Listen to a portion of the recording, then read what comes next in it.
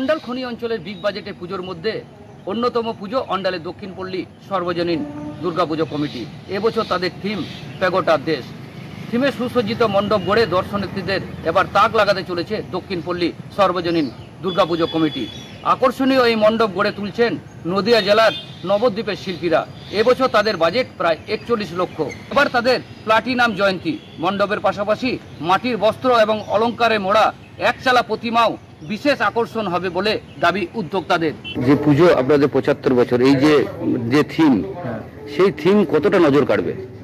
নজর কাড়া উচিত। এই বছর অনেক করে আমরা অনেক দিন ধরে আগে থেকেই এই পুজো নিয়ে প্রচার করছি এবং প্রচারের চেষ্টা চালাচ্ছি এবং যাতে এই 75-এ এসে প্যাগোডার দেশে আমাদের এবারে থিমের এটা, তো এই থিমটাকে চাইছি আমরা অন্ডালের মানুষ ভালোভাবে নেবে এবং করবে।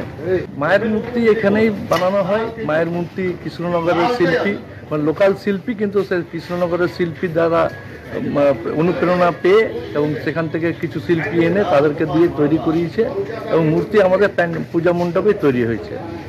কত বছর আমরা এখানে এসছি আজ 3 মাস আমরা এই ঝড় বৃষ্টি জলের ভিতরে তাও কাজটা এই অবধি আমরা এগিয়ে যেতে সক্ষম হয়েছি। ভিতরটা কাজ মোটামুটি কমপ্লিটের দিকে, আর 2 দিনের ভিতরে ভিতরটা কমপ্লিট হয়ে যাবে। বাইরেটা পরশু দিন থেকে আমরা বাইরেটা ধরবো।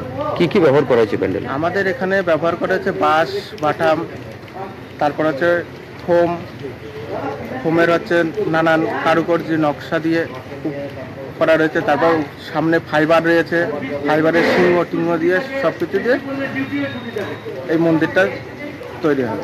আমার শহর অন্ডাল থেকে তাপস গোপ, কলকাতা টিভি।